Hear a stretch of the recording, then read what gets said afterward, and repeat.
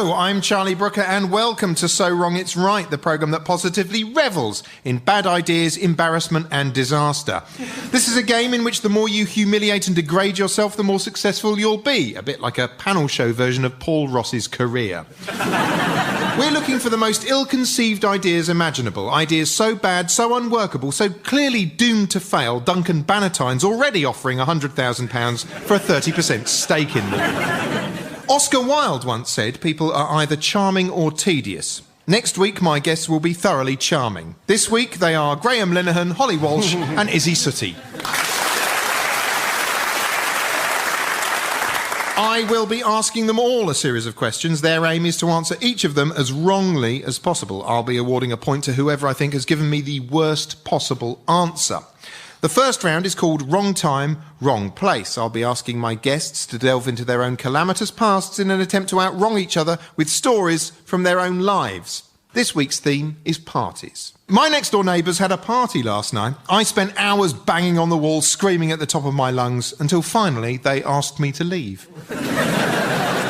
I am a party animal, actually, in that if you take me to a party, I'll walk around on all fours, sniffing people's crotches.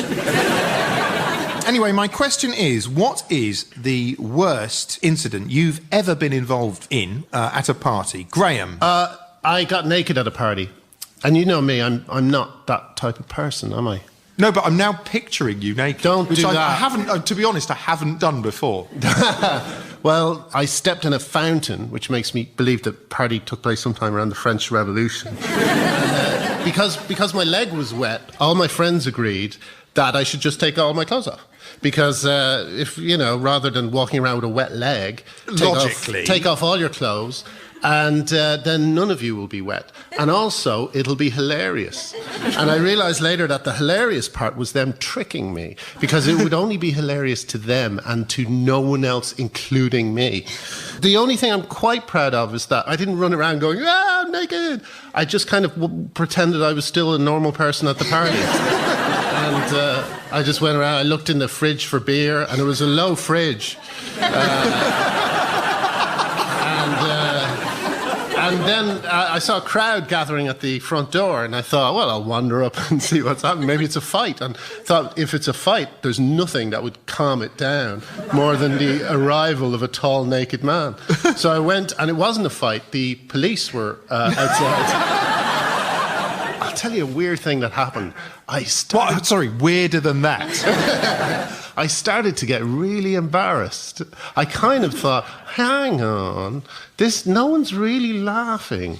And then... Sure, yeah, hang on, in my experience, when a man takes his clothes off, the last thing he wants to hear is people laughing. Yeah, but I thought my impression of being a clothed man while being a naked man was funny. And in making that bet, I was disappointed. It was a disappointing result. Has anyone else ever seen nudity at a party? Yeah. I took my clothes off at a party as a dare, in a game of Truth or Dare. Me and my friend Mariuta from Slovenia, who once said to me, "Your face, it's like your eyes are from one face, your nose from another, and your mouth from yet another. Together it does not make sense." Which she was a really nice girl.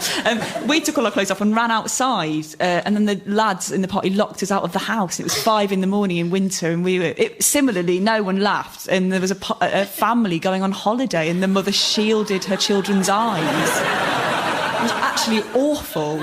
So that means, hang on, that means 50% of us have got naked at a party. Holly, have you ever taken anything off at a party? No. I took my shoes off once. That was quite a night.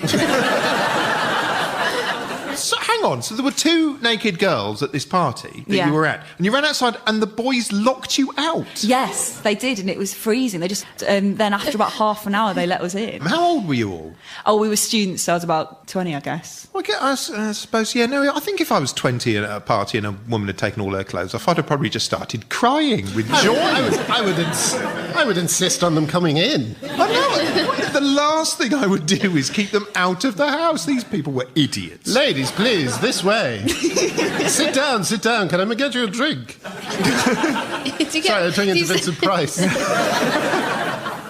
Holly, what about you? What's the worst incident you've ever been involved with? I'm not a fan of fancy dress parties at all. I think what my problem is with them, it doesn't matter what the theme, women will always dress up sexy. And that really annoys me because I'm all for making an effort when it comes to fancy dress. And for example, I went to a fancy dress party and the theme was seafood, and all the women turned up as catfish, which meant they could just wear their usual fancy dress costume, which was a pair of cat ears and then their favourite sexy dress. And I came as a prawn. And I'll tell you something, there's no way of looking like a sexy prawn, because a prawn in a bra is still just a prawn in a bra.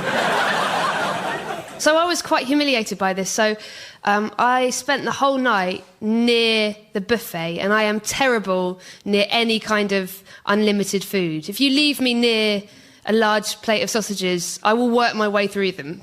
And I actually disabled myself through eating too much, and I lay on the stairs and I couldn't get up again, and 2 people had to carry me out. I look like a giant shrimp. Yeah. Did you eat any shrimp? I didn't eat a shrimp, that would be disgusting.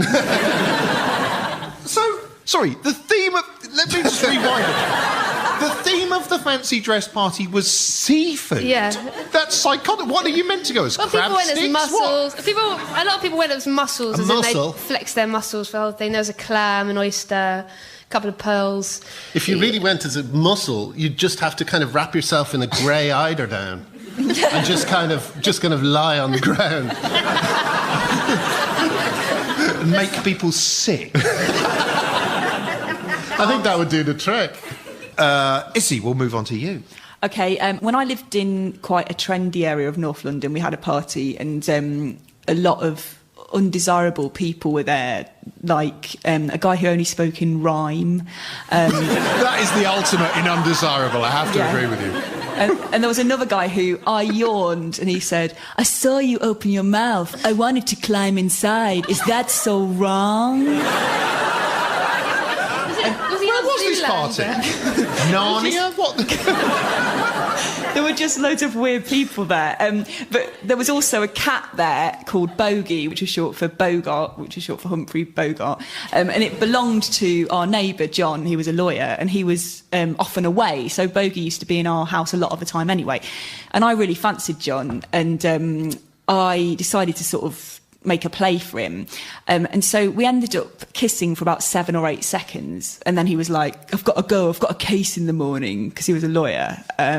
So he went away and left Bogey behind. And my housemates at the time persuaded me to tie a rope around Bogey's neck with a note threaded through the rope. And then we pushed Bogey out into the night, and we were like, "Go and deliver the message." and we thought he'll go home, and then John will reply with a note around Bogey's neck, and he'll be like, "Do you want to go on a date?" And then at our wedding, we'll be like, "Oh, you'll never guess how we met." What happened was that Bogey just went off in the opposite direction to his house, and then my housemate Caroline started completely freaking out and saying, "He's going to get the rope caught on a hole in a fence and strangle himself, and then John will find the corpse of his cat with a note attached to it saying, 'Hi John, it's me, Izzy.'" Basically, what you nearly murdered Bogey, the cat, Yeah. in a bid to sort of prove to a man that you quite fancied him. Yeah. I mean, it would have been awful if Bogey had died. It would have made for a slightly funnier anecdote in a way.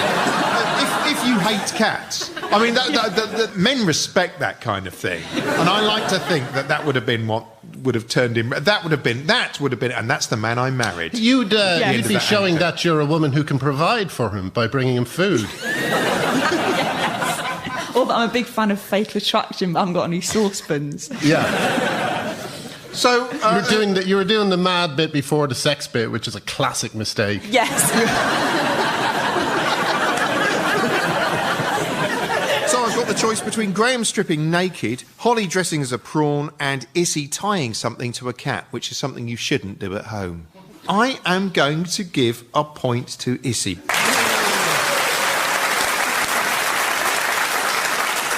OK, Our next round is called Do Your Worst. It's a test of my guests' capacity for creative wrongdoing. This week, I've asked them to pitch me a terrible idea for a series of children's books.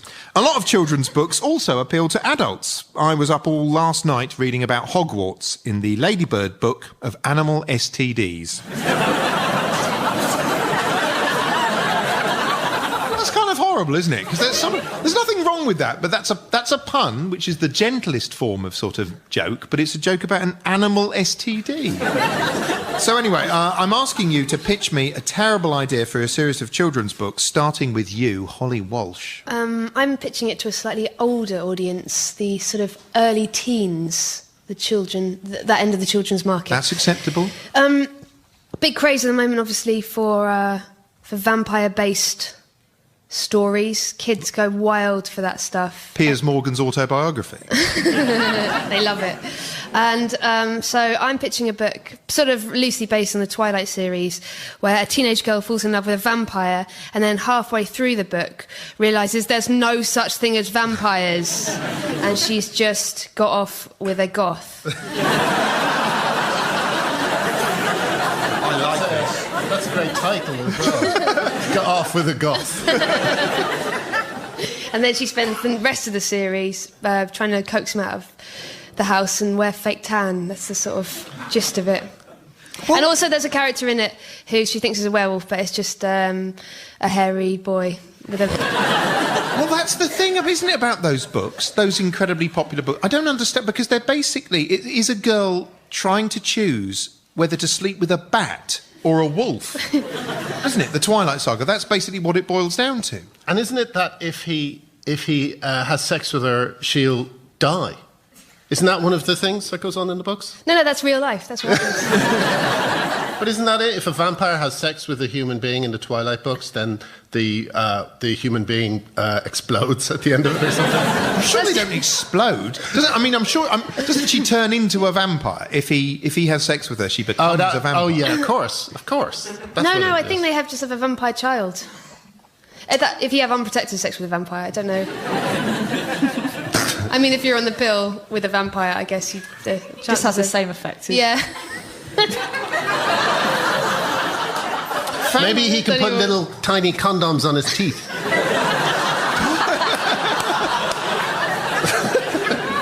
That is a question that has never properly been explored. I'm absurd.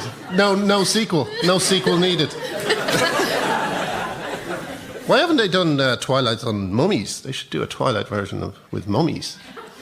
Just a non-sexy, really, just, you know... How is he going to blend into the high school?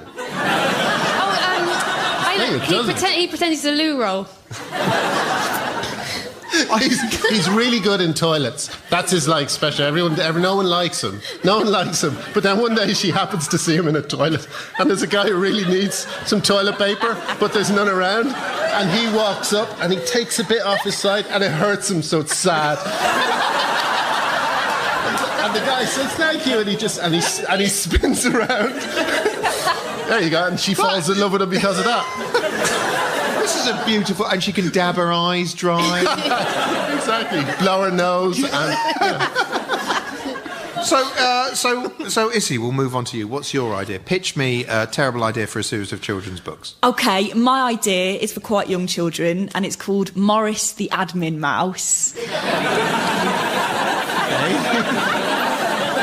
Morris is a mouse who's really on top of his admin. He's also on a PAYE and self-employed scheme, so he can demonstrate how tax works in both of those areas. So he starts people off on Word and then he moves them to Excel, and then there's 2 different sections for tax, and there's pop-up pictures of people in jail for benefit fraud, and, just massive letters saying January the 31st. There's a pouch for receipts in the back of the book.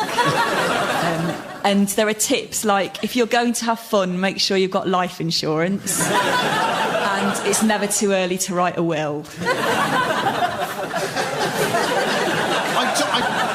I genuinely can't work out if that's a terrible or fantastic idea, because I wish I'd been taught admin as a child? Because it's not the sort of thing you're taught, is it? You're not taught to do... Maybe they are these days. Kids are probably taught that sort of thing. They're horrible, aren't they? Yeah, they know everything. All these new cool subjects like admin. But I do wish I'd been taught some of that, and maybe that would have rubbed off. Or maybe you're wrong? Yeah, it's one or the other, isn't it? I wish I guess we'll never know. Mr. Graham Linehan, please pitch me a terrible idea for a series of children's books.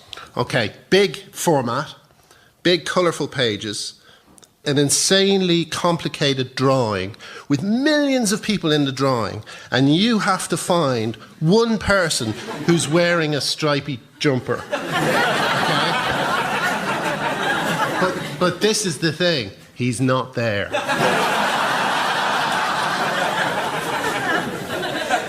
I think people will kill each other. OK, Graham, I'm going to give you a point for that. Hey. Well done. Round 3 is called This Putrid Modern Hell, and it's devoted to the biggest wrongs from the modern world. I'll be asking each of my guests to nominate the one thing they hate most about modern life, and my favourite answer wins a point. I'm a heavy internet user, although recently I've had problems with my Wi-Fi connection. Since she walked in and caught me, I just can't look my wife in the eye. A lot of people like... This is a series of confessions. A lot of people like interacting with each other on social networks. Personally, I use an anti-social network that makes it almost impossible to communicate with anyone. It's called Orange.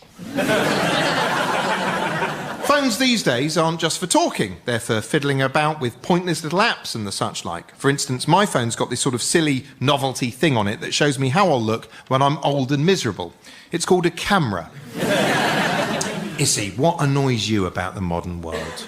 The thing that annoys me the most is Blackberries. I think this probably applies to all touchscreen phones. In that when I'm on the phone, the two buttons that I need the least, i.e. mute call and end call, are next to my cheek, always a millimetre away. So if I smile or laugh, my cheek nudges into one of them and mutes or ends the call. My phone bills are now massive because I have to call people back.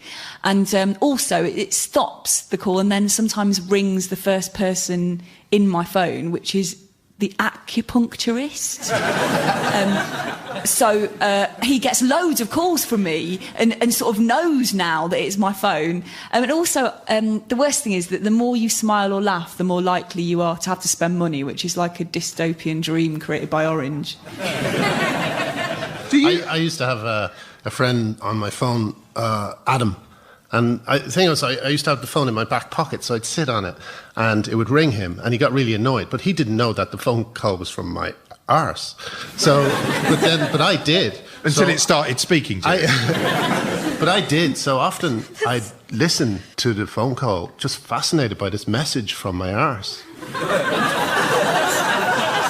What's the definition of a booty call? What did it have to say?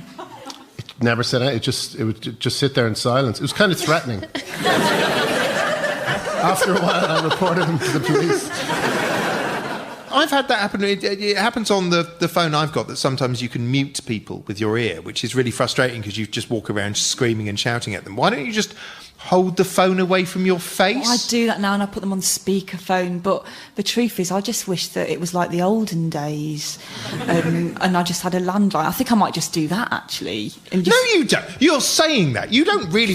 I mean, if a Victorian gentleman came back now, like into the future, and we showed him the mobile phones, he'd be reeling with astonishment, and then you'd start going, yeah, but it's quite annoying because sometimes you hang up with your face. Do you know what we do every time the landline goes in our house now? It's like, we're like, what? First of all, we're like, what? What's that? What's that noise? and then we see it's the phone, and we just watch it until it stops. Ignoring those calls has had no impact on our lives. It's exactly like someone's ringing you from the 50s. Exactly. What do they want? Someone from the past. And you know what? But I tell a lie because every so often I do pick it up and I listen, and it's always an automated voice. Always. Just promise me you'll never get a job for the Samaritans. Well, Graham, we'll move on to you. What what annoys you most about the modern world?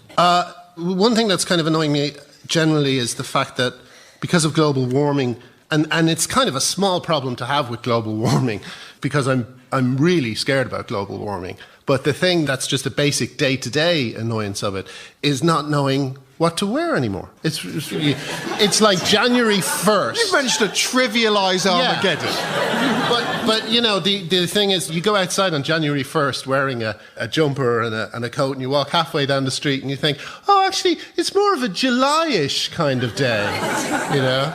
And that's beginning to annoy me. I mean, we just skipped winter. Where was winter? Did anyone have a winter? You know, it was like a week where it snowed and everyone went, ah! And then it stopped. I like to think we've sort of remixed the seasons. Yeah. It's quite modern, isn't it? Because I know what you mean, because there's a bit of summer that pops up sort of just before spring. Yes. Now, which is quite nice. It's a novelty. It's like a trailer. Just think of it as like a trailer. It's like coming later in the year, summer. That is what they always miss out in apocalyptic dramas, isn't it? They don't show characters not knowing whether to put a jumper on or not. Traditionally. That's something they gloss over. They never have sort of people, when the apocalypse is about to kick off, in like Dixon's or something, refusing any kind of insurance. You know what, I won't be around for the next 2 years, don't worry about it. Or the planet. No, I've seen the ice caps, there's like polar bears. I am worried about the future. I'm just going to invest in penguin coffins. Seriously, if anyone's out there, the penguin coffins, that's what it's a very exciting market. Yeah, it's gonna. That's where the money is. If anyone's. Well, you're all sort of horrified. Come on. Do you mean coffins made of penguins? No, coffins for penguins, because all the penguins are going to die. We won't need them, but what we will need is loads, because dead penguins lying all over the place. That's really going to They'll play this back in a documentary, and they'll just be us laughing at you, ha ha ha, and they'll be like, how right Mr. Brooker was. He then became the next richest man in the world from selling dead birds coffins.com. Penguin coffins would come in. That's the future. I'm just imagining loads of penguins carrying the coffin, like penguin pallbearers. That really would be heartbreaking, wouldn't it? Yeah, I hadn't thought of but that. why wouldn't they have their own funerals? I mean, I do like the way you've managed to home in on possibly the least frightening aspect of global warming, though, Graham, which is wardrobe choices. OK, well, Holly, what annoys you about the modern world? I'm quite annoyed by informal greetings. I think it's a shame that we don't really have formal greetings anymore, and it's just the bane of my life is that introduction to people, and then they go in for the kiss, and you're not sure if they're going for one kiss or two kisses, and there's always a point where you sort of, a split second where you look each other in the eye and you're not quite sure if you're going for the two. Oh, we're going for the two. Okay, we're going for the two. And also, you know, hugs. I'm not a big hugger. I think sometimes you meet people for the first time and they hug you and you think, this is awkward.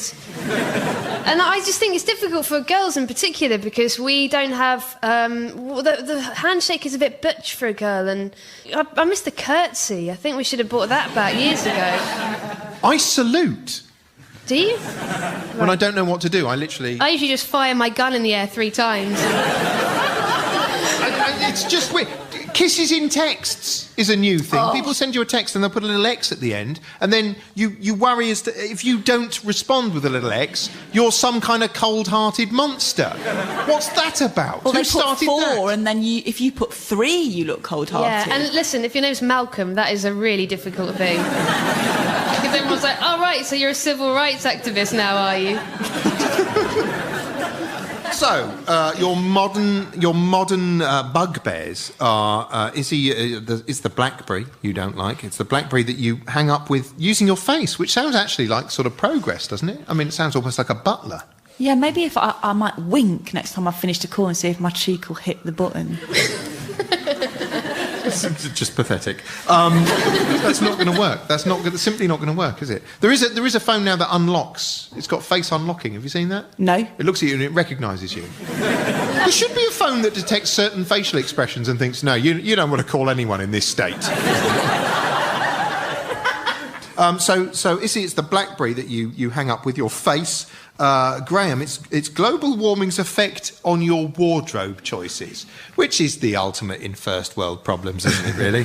And Holly, it's greetings etiquette, modern, Greetings you don't like. Well, you know what? I'm going to give a point to Graham for being so petty. And now our final round, in which I'll be asking my guests a series of quick-fire questions. As always, the wrongest answer to each one wins a point, a meaningless point. We'll start off with the worst Valentine's card message. Roses are red, violets are pathetic. I didn't get you chocolate because you're diabetic. Was this from the guy who always spoke in rhyme? He gave that to me for free. It's not bad. Your boobs haunt me. Okay, it didn't really get a response. Maybe your boobs haunt me like the sad eyes of someone I've murdered. I can't imagine an improvement on that. I did once send a girl a Valentine's card, I think when I was 14, where I drew an anatomically correct human heart, which I thought would be a funny thing to do, but apparently is quite threatening. I love you so much, I want to lock you in a specially constructed room and tell your friends and family that you've disappeared.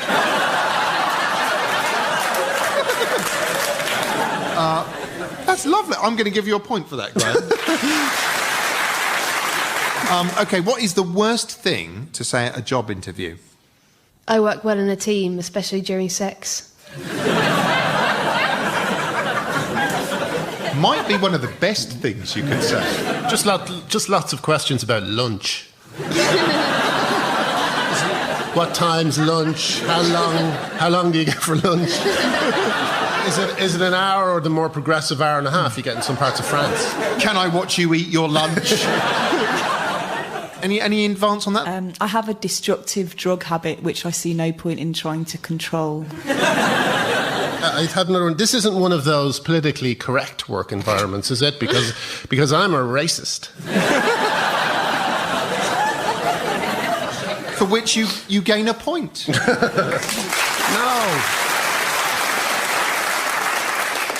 What is the worst advertising slogan you can think of for a brand of beer?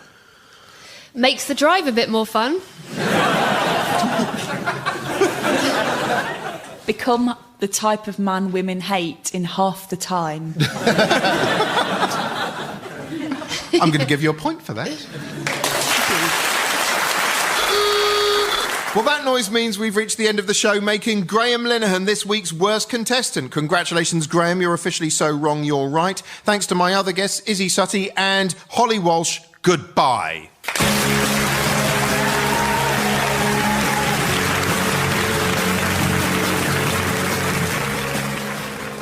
So Wrong, It's Right was hosted by Charlie Brooker. The producer was Aled Evans, and it